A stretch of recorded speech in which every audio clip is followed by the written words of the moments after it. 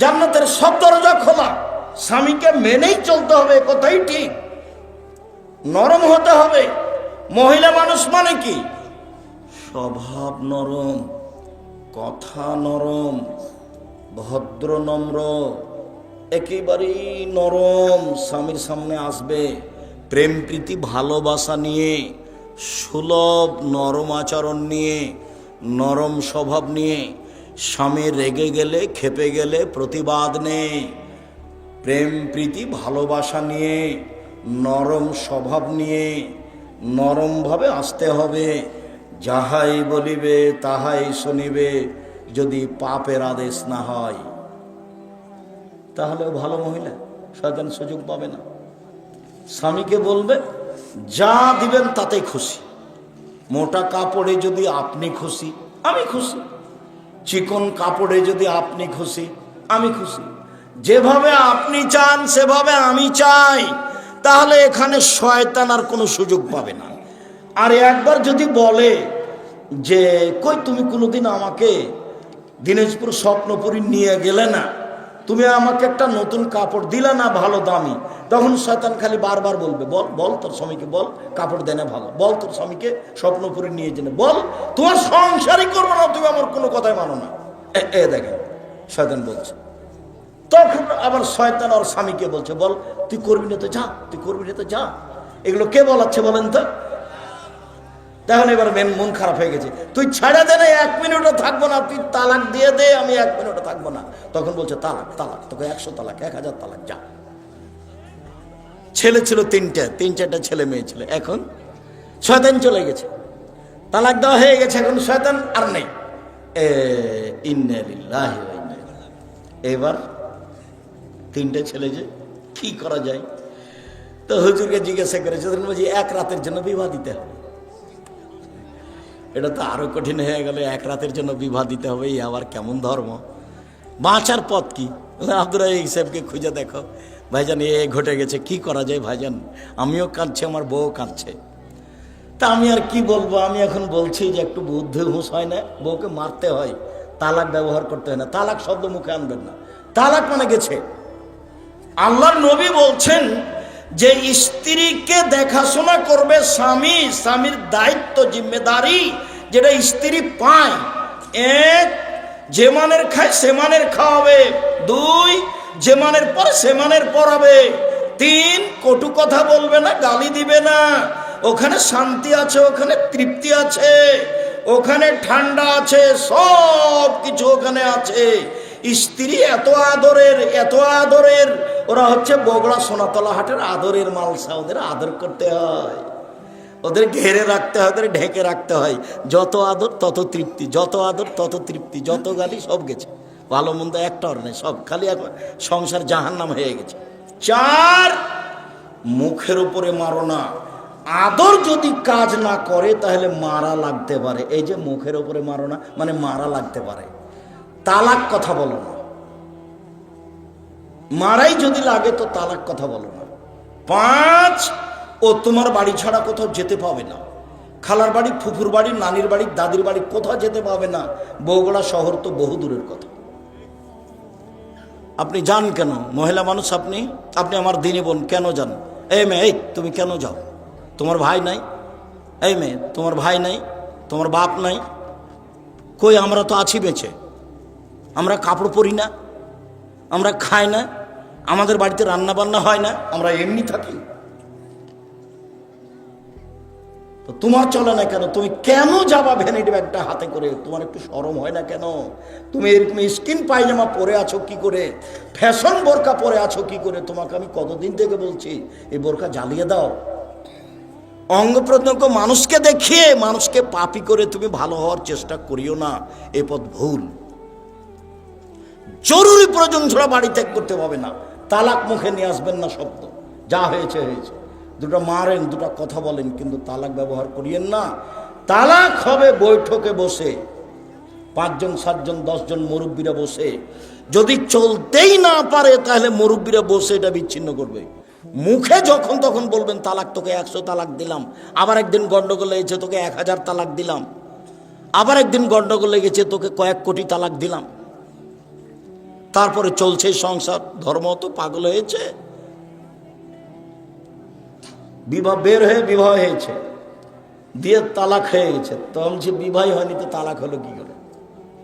কোর্টের বিবাহ তো বাতিল, কোর্টের বিবাহ বাতিল। মেয়ে যদি মেয়ে মানুষের বিবাহ দেয় সেটাও বাতিল, ছেলে যে না। আল্লাহ রাসূল বলছে লাতু জাবজুল মারাতাল মারাতা, মহিলা মহিলার বিবাহ দিতে পারে না। ফুফুতে বলছে খালেদা শোন, ছেলেটা খুব ভালো, তোর বাপ বিবাহ দিবে না, তুই আমার কাছে চলে আয়, আমি তোর বিবাহ দিয়ে দিচ্ছি। আরে কখন কখন ফুফুর পুরুষ মানুষ হয়ে গেছে। ফুফু ফুফু কখন কি হয়ে গেছে? ফুফু পুরুষ মানুষ হয়ে গেছে। খালা কখন পুরুষ মানুষ হয়ে গেছে। বিবাহ হবে না, নিজে বিবাহ হবে না। ও তো ফেকার কথা লেখা আছে, ফেকার কথা বইয়ে লেখা আছে এইভাবে, ফেকাতে এভাবে আছে যে রাস্তায় একটা মেয়ে মানুষ আছে, তো এরা তিনজন, তো একজন বলছে এটা আমার বউ, তখন দুইজন বলছে আমরা সাক্ষী এটা তোর বউ, বিবাহ হয়ে গেছে। আল্লাহ বলছেন যে বাপ ছাড়া বিবাহ হবে না, নবী বলছেন বাপ ছাড়া বিবাহ হবে না। আর ফেকার বইয়ে লেখা আছে এই যে তিনজন, ছেলেটা বলছে এটা আমার বউ রাস্তায়, তখন দুইজন বলছে আমরা সাক্ষী এটা তোর বউ, এই যে হয়ে গেছে। এটা শরীয়ত হয়ে আছে। সম্মানিত দিনী ভাই বোন, মনে রাখা ভালো হবে, উবাদা ইবনে সামিত রাদিয়াল্লাহু তাআলা আনহু বলেন, পৃথিবীর মানুষ শুনে রেখো, নবী করিম সাল্লাল্লাহু আলাইহি সাল্লাম বলেছেন আসসালাওয়াতুল খামস, 5 ওয়াক্ত সালাত, ইফতারাজাহুন্নাল্লাহু তাআলা, আল্লাহ এটা ফরজ করেছেন। ফামান আহসানা ওযুহুন্না, যে সুন্দর করে ওযু করবে, অসাল্লাহুন্না লিওয়াক্তিহিন্না, নির্ধারিত সময়ে সালাত আদায় করবে। আশেপাশে এটা বগুড়া শহর, সূর্য ডুবার পূর্বে আসরের সালাত চলবে না, সূর্য ওঠার পূর্বে ফজরের সালাত চলবে না। সাল্লাহুন্না লিওয়াক্তিহিন্না, নির্ধারিত সময়ে সালাত আদায় করতে হবে। 3টা, 3:30, 3:15 হলে এখন আসর আদায় করতে হবে। 12:30, 1:45, 1টায় জোহর আদায় করতে হবে। সূর্য ডুবার সাথে সাথে মাগরিব আদায় করতে হবে। ফজর 6টা, 6:15, 5:45 এরকম সময় আদায় করতে হবে। যে মসজিদে সূর্য ওঠার আগে ফজর হয় সেখানে সালাত আদায় করা হবে না, সেখানে বাড়িতে আদায় করতে হবে। যেখানে সূর্য ডুবার আগে আসরের সালাত আদায় হয় সেখানে সালাত আদায় করতে হবে না, বাড়িতে সালাত আদায় করতে হবে। এই ছেলে, কাছাকাছি চলে এসেছি, থামো একটু। সম্মানিত দিনী ভাই বোন, ফাআতাম্মা রুকুহুন্না ওয়া খুশুহুন্না, ভয় ভীতি নিয়ে সালাত আদায় করলো। ফাকানা লাহু আলাল্লাহি আহাদুন ইয়াগফির লাহু, তাহলে আল্লাহর সাথে একটা চুক্তি হয়ে গেল। এই কথাটা একটু বুঝতে হবে। এইটা এই পর্যন্ত পৌঁছানোর জন্য তাড়াহুড়া করছিলাম। সুন্দর করে ওযু করলো, সময় মতো সালাত আদায় করলো, ভয় ভীতি নিয়ে সালাত আদায় করলো। এবার আল্লাহর সাথে লিখিত চুক্তি হয়ে গেছে, আল্লাহ আপনাকে ক্ষমা করে দিবেন, ইয়াগফিরাল্লাহ, আল্লাহ আপনাকে মাফ করে দিবেন, লিখিত চুক্তি হয়ে গেছে। এইভাবে যদি সালাত আদায় না করে, ফালাইসা লাহু আহাদুন আলাল্লাহি, তখন আল্লাহর সাথে কোনো চুক্তি হয়নি। ইনসা আযাবাহু ওয়া ইনসা তারাকাহু আও গাফারা লাহু, চাইলে শাস্তি দিবেন, চাইলে ক্ষমা করবেন, চাইলে শাস্তি দিবেন, চাইলে ক্ষমা করবেন। আবার বুঝাই, একটু আমার দিকে খেয়াল করো তো। আমি এত গভীর রাতে আসতে চাইনি, আমিও চেয়েছিলাম রাত 10টার সময় আসব। কেন দেরি হয় অপ্রয়োজনীয়ভাবে তা আমি বুঝে উঠতে পারি না। আর মসজিদের আদায় আমি এভাবে চাইনি। মসজিদ খড়কুটা দিয়ে বানাতে হবে, যেদিন পারবে সেদিন টিন দিয়ে বানাবে, যেদিন পারবে সেদিন ইট দিয়ে বানাবে। এইভাবে বছরের বছর মসজিদের উন্নয়ন। মসজিদের উন্নয়ন কি?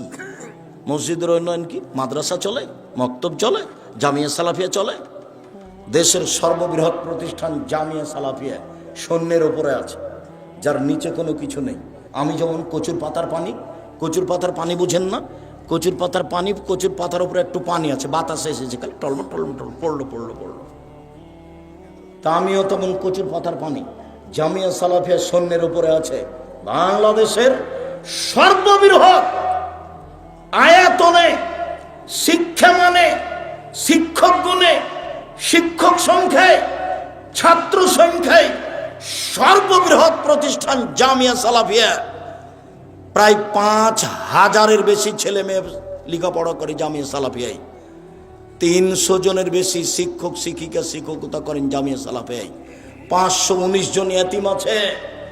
শিরক মুক্ত প্রতিষ্ঠান জামিয়া সালাফিয়া, বিদআত মুক্ত প্রতিষ্ঠান জামিয়া সালাফিয়া, দল মুক্ত প্রতিষ্ঠান জামিয়া সালাফিয়া, সংগঠন মুক্ত প্রতিষ্ঠান জামিয়া সালাফিয়া, হিংসা মুক্ত প্রতিষ্ঠান জামিয়া সালাফিয়া, দেশের সর্ববৃহৎ প্রতিষ্ঠান জামিয়া সালাফিয়া।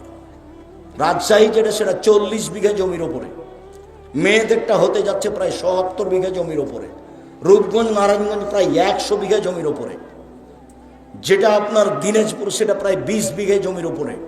এই যে সামনে বৃহস্পতিবার শুক্রবার সম্মেলন আছে দিনাজপুরে, আর ফেব্রুয়ারি 13-14 আছে রূপগঞ্জের নিজস্ব প্রতিষ্ঠান প্রায় 100 বিঘা জমির উপরে, 22 বিঘা খালি মেয়েদের জন্য, 33 শতকের বিঘায় নিজের প্রতিষ্ঠান যাবেন 13-14 সম্মেলনে।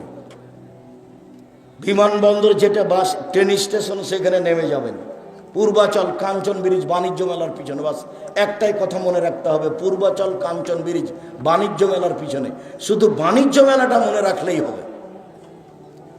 পাকিস্তানের আলেম ওলামা থাকবেন, বাংলাদেশের আলেম ওলামা থাকবেন, ইন্ডিয়ার আলেম ওলামা থাকবেন, সৌদি আরবের আলেম ওলামা থাকবেন, 4টা দেশের আলেম ওলামা থাকবেন। তার নাম জামিয়া সালাফের সম্মেলন। 17 লাখ টাকা খরচ হয়েছে রাজশাহীতে। রূপগঞ্জে কত টাকা খরচ হবে তা আমি বলতে পারছি না, খরচ শেষে আমাকে জানে সেটা বুঝতে পারবো। 32 লক্ষ টাকা মাসে বেতন লাগে জামিয়া সালাফে।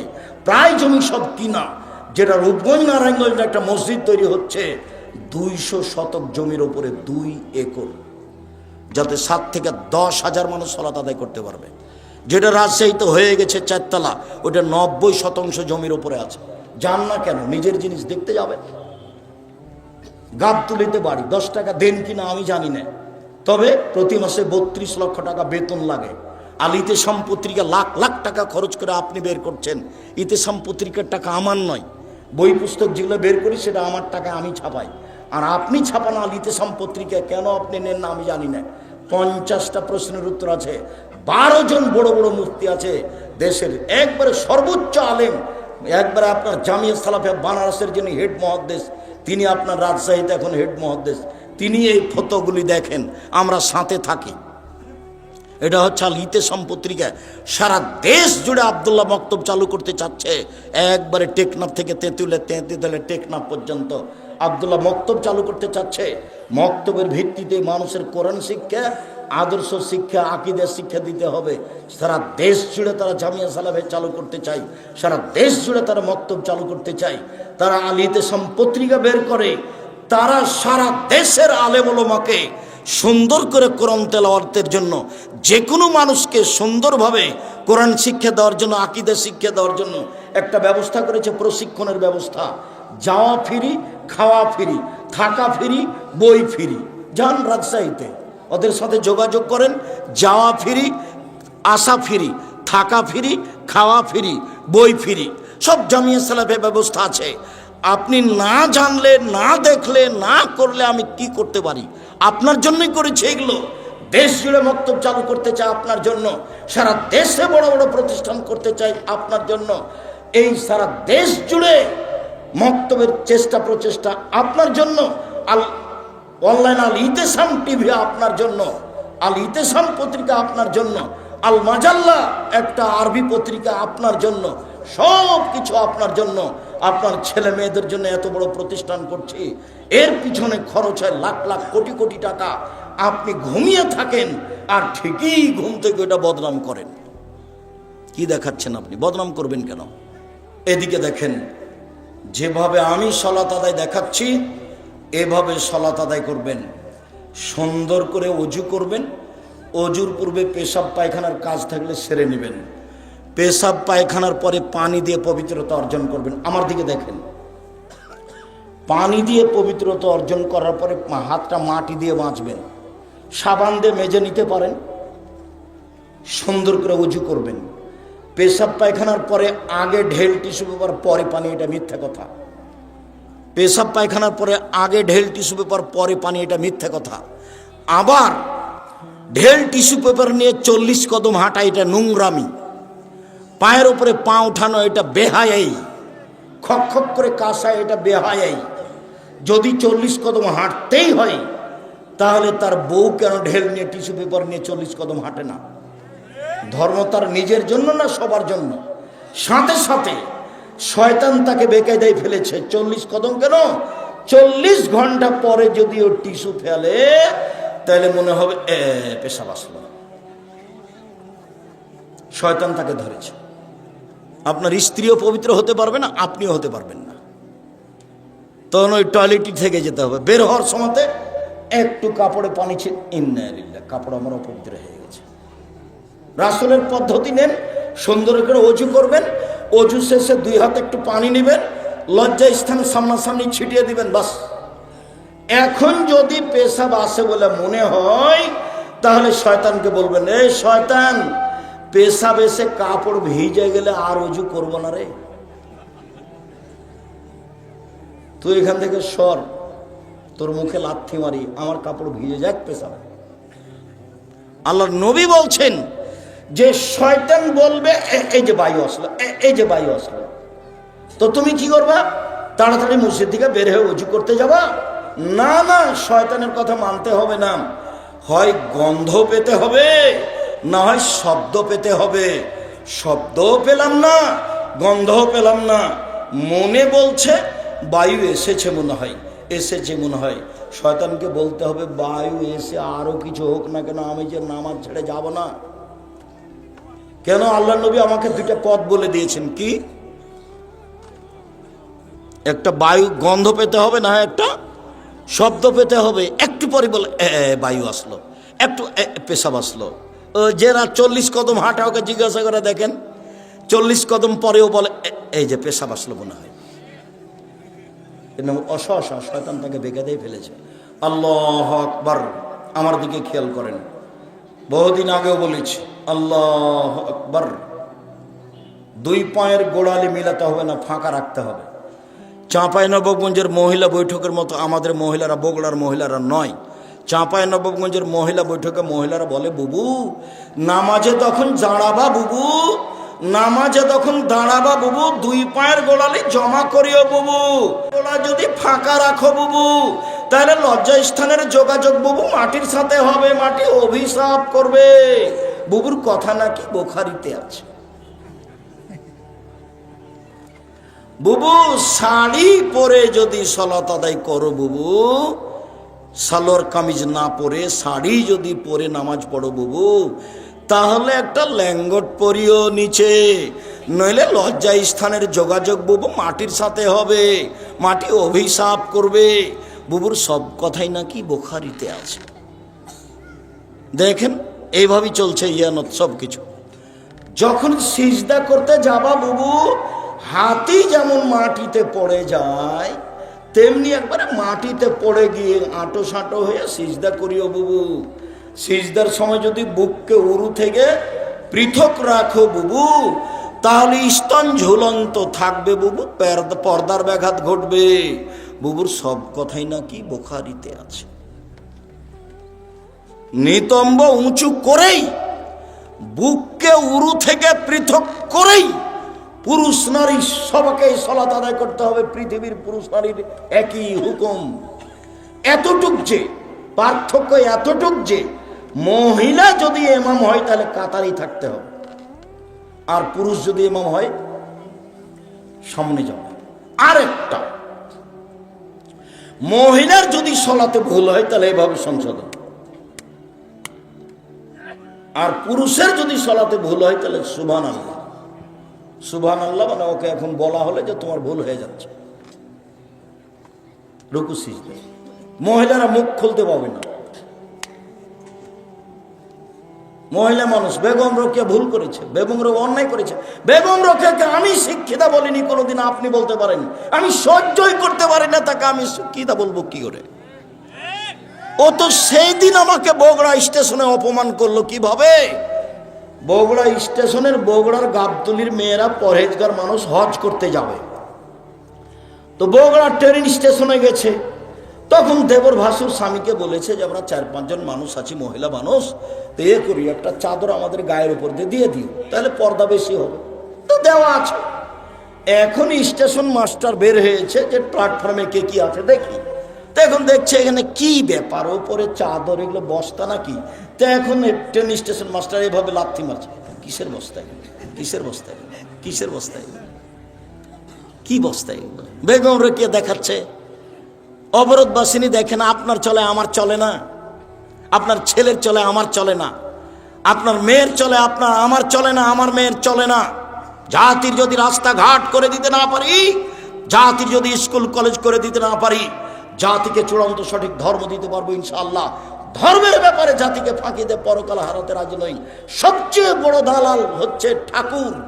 ঠাকুরের গান আমার ছেলে মেয়ে বলতে পারে না, আপনার বলে, আপনার মা বলে, আপনার বাপ বলে, আপনার ছেলে বলে, আপনার মেয়ে বলে, আপনার 14 গোষ্ঠী বলে। ঠাকুর বলছে ওমা তোমার আকাশ, ওমা তোমার বাতাস, ও কালিমা তোমার আকাশ, ও কালিমা তোমার বাতাস।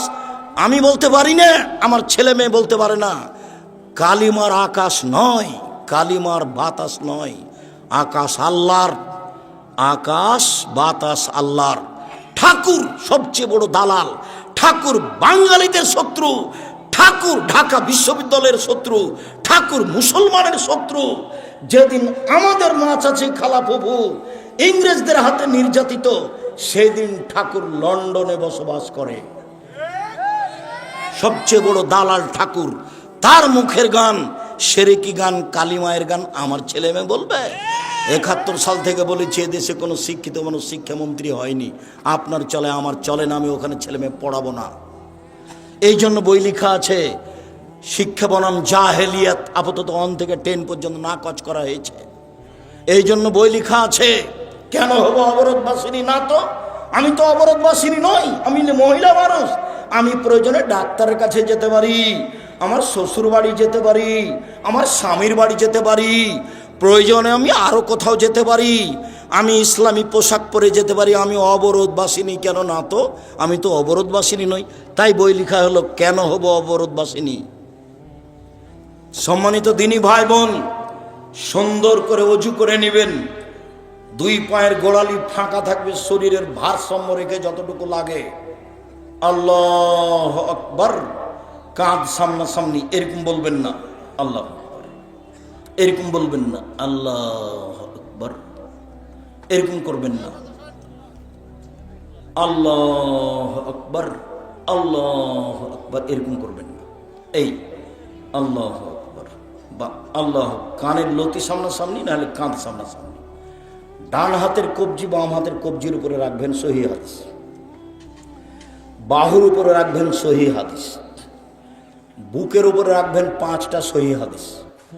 নাভির নিচে রাখবেন 3টে জৈব জাল হাদিস। আমল করতে হবে না, রেখে সানা পড়বেন, ব্যাপক অর্থবহুল সানা। আল্লাহুম্মা বাইদ বাইনি ওয়া বাইনা খাতায়ায়া কামা বা'আতা বাইনাল মাশরিক ওয়াল মাগরিব। আল্লাহ, তুমি আমার থেকে আমার পাপকে অত দূরে করো, পূর্ব পশ্চিম যত দূরে রয়েছে একটা থেকে আরেকটা। আল্লাহুম্মা নাক্কিনি মিনাল খাতায়া কামা নাক্কা সাবুল আওজা মিনাদ দারাস। তুমি আমার পাপকে ধুয়ে পরিষ্কার করে দাও, যেমন ভাবে সাদা কাপড়কে ময়লা থেকে ধুয়ে পরিষ্কার করা হয়। আল্লাহুম্মা মাগসিল খাতায়ায়া বিল মাই ওয়া সালজাল বারাদ। আমার পাপকে ঠান্ডা পানি দিয়ে, তুষার দিয়ে, বরফ দিয়ে ধুয়ে পরিষ্কার করে দাও। এ হলো সানা। খেয়াল করে পড়তে হবে। আউযু বিল্লাহি মিনাশ শাইতানির রাজিম। মারদুদ বিতাড়িত শয়তান থেকে বাঁচতে চাচ্ছি। বিসমিল্লাহির রহমানির রহিম। পরম দাত দয়ালু আরম্ভ করলাম, এবার শুরু হয়ে গেল। আলহামদুলিল্লাহি রাব্বিল আলামিন। বিশ্বজগতের প্রতিপালকের প্রশংসা। আর রহমানির রহিম, তিনি হচ্ছেন পরম দাতা দয়ালু, মালিক ইয়াউমিদ্দিন, তিনি হচ্ছেন বিচার দিনের মালিক। ইয়াকা না'বুদু, একমাত্র তোমার ইবাদত করি, ওয়া ইয়াকা নাস্তাঈন, একমাত্র তোমার কাছে সাহায্য চাই। আমার একটা কথা শোনো, প্রশংসা করে তোমাকে বলছি। 1, প্রশংসা তোমার। 2, পরম দাতা দয়ালু তুমি। 3, বিচার দিনের মালিক তুমি। 4, তোমারই ইবাদত করি। 5, তোমার কাছে সাহায্য চাই, পীরের কাছে যায় না। তোমার কাছে সাহায্য চাই। আমার একটা কথা শোনো, ওরা বলছে ফুরফুরা শরীফে আসো, ওরা বলছে ঐক্য জোটে আসো, ওরা বলছে মাঝভান্ডারিতে আসো, ওরা বলে দল সংগঠন করো। আমি কোন পথে যাই? তুমি আমাকে একটা পথ দেখাও, ইহদিনাস সিরাতাল মুস্তাকিম, আমাকে সরল পথ দেখাও, সোজা পথ দেখাও। ওরা তো এই জিনিস চায়, এই পথ দেখায়। ওরা বলছে আমাকে রাজপথ দেখাও, নির্বাচন দেখাও। এক একজন এক এক রকম বলছে। আমি কি করি? আমি কোন পথে যাই? অনেক কথা বলার পরে তোমাকে আমি একটা কথা বলি, আমার একটা কথা শোনো, আমাকে সরল পথ দেখাও। সিরাতাল্লাযিনা আনআমতা আলাইহিম, ওদের পথ দেখাবা যাদের ভালোবেসেছো, ওদের পথ দেখাবা। গায়রিল মাগযুবি আলাইহিম ওয়ালাদ-দাল্লিন, ওদের পথ দেখায় না যারা অভিশপ্ত, ওদের পথ দেখায় না যারা ভ্রান্ত। লম্বা সময় ধরে একটা কথা বললাম, আমিন, আমার কথাটা কবুল করো। বিসমিল্লাহির রহমানির রহিম, পরম দাতা দয়ালু নবী আরম্ভ করলাম। কুল হুয়াল্লাহু আহাদ, হে নবী আপনি বলুন আল্লাহু একক, আল্লাহু সামাদ, আল্লাহ নিরপেক্ষ মুখাপেক্ষীহীন। লাম ইয়ালিদ, তিনি কাউকে জন্ম দেননি, ওয়ালাম ইউলাদ, তিনি কারো থেকে জন্ম নেননি, ওয়ালাম ইয়াকুল লাহু কুফুয়ান আহাদ, তার সমকক্ষ কেউ নেই। আল্লাহু আকবার। ওই পর্যন্ত হাতটা দেব, উঠাতেই হবে, দিয়ে রুকুতে যেতে হবে। রুকুতে যাওয়ার পূর্বে দু একটা কথা, পিঠের লম্বাটা একবার সোজা হয়ে থাকবে, মাথা উঁচুও করা হবে না, নিচুও করা হবে না। আঙ্গুল খুলে খুলে হাঁটুটা চেপে ধরে থাকতে হবে। হাত দুটি রডের মতো সোজা হয়ে থাকবে। কোমর থেকে সামনের ওজন হাতের উপরে থাকবে, কোমর থেকে সামনের ওজন হাতের উপরে থাকবে। পিঠটা লম্বা সোজা হয়ে থাকবে, আঙ্গুলগুলি খোলা খোলা থাকবে, হাঁটু চেপে ধরে থাকতে হবে। সুবহান রাব্বিল আযীম, যতবার ইচ্ছে 3 বার 5 বার 10 বার, একটা হাদিসও ঠিক নয়, যতবার ইচ্ছা যে যা পারে। সুবহুল কুদ্দুসুন রব্বুল মালাইকাতুর রূহ, যে যত পারে। সুবহানাকা আল্লাহুম্মা রাব্বানা ওয়া বিহামদিকা আল্লাহুম্মা ইগফিরলি, তোমার প্রশংসা সহকারে তোমার পবিত্রতা বর্ণনা করছি, আমাকে ক্ষমা করো, যতবার ইচ্ছে। আরো দোয়া, এরপরে সামি আল্লাহু লিমান হামিদা রব্বানা ওয়া লাকাল হামদ। আবার ওই পর্যন্ত ছেড়ে দিয়ে একবার সোজা দাঁড়িয়ে থাকতে হবে, আর বুকে হাত বাঁধতে হবে না। এই চলো, এই থামো, আর বুকে হাত বাঁধতে হবে না, ছেড়ে দিয়ে সোজা থেকে যেতে হবে, স্থানে যেতে হবে, হাড়ের মাথা সোজা দাঁড়িয়ে থাকবেন আর বলবেন সামি আল্লাহু লিমান হামিদা রব্বানা লাকাল হামদ হামদান কাসীরান তাইয়িবান মুবারাকান। আল্লাহ ওই লোকের প্রশংসা শুনলো, যে তার প্রশংসা করলো, খুব তার প্রশংসা, বরকতময় তার প্রশংসা, মঙ্গলময় তার প্রশংসা, বিলাস সামাওয়াতে, আকাশ পরিমাণ প্রশংসা, মিলাল আর জমিন পরিমাণ প্রশংসা, মিলামা বাইনাহুমা, আকাশ জমিনের মধ্যে যে ফাঁকা আছে এই পরিমাণ প্রশংসা, মিলামা সে তুমি শাইন বাদো। এরপরে তত প্রশংসা যত তুমি যাও, যত তুমি চাও, এরপরে তোমার তত প্রশংসা যত তুমি চাও। আমি আর কি বলি, তুমি যত চাও তত তোমার প্রশংসা। দাঁড়িয়ে দাঁড়িয়ে বলার পরে এবার সিজদায়, সিজদায় যাওয়ার পূর্বে জরুরি কথা, আগে আমার কথা শুনে নেন, তারপরে আল্লাহ নবী বললেন আমাকে 7 হাড়ের উপরে সিজদা করতে আদেশ করা হয়েছে। আদেশ, নাক কপালে এক, নাক আগে না কপাল আগে এই কথা নয়, দুটাই মাটিতে লেগে থাকবে, এটা হলো কথা। নাক কপাল এক, 2 হাত 3, 2 হাঁটু 5, 2 পায়ের বৃদ্ধাঙ্গুল 7। যেইভাবে সিজদা করছেন এইভাবে নয়, কপালটা আরো 8-10 আঙ্গুল লাগিয়ে রাখতে হবে, যাতে করে পিঠের লম্বা হাতটা সোজা হয়ে থাকে। কোনোই এভাবে উঠে থাকবে, হাতগুলো 2 কানের পাশে থাকবে, কোনো এভাবে উঠে থাকবে। পুরুষ নারী একই ব্যাপার। পেটের নিচ দিয়ে যেন ছাগলের বাচ্চা পার হতে পারে, একাধিক সহিহ হাদিস।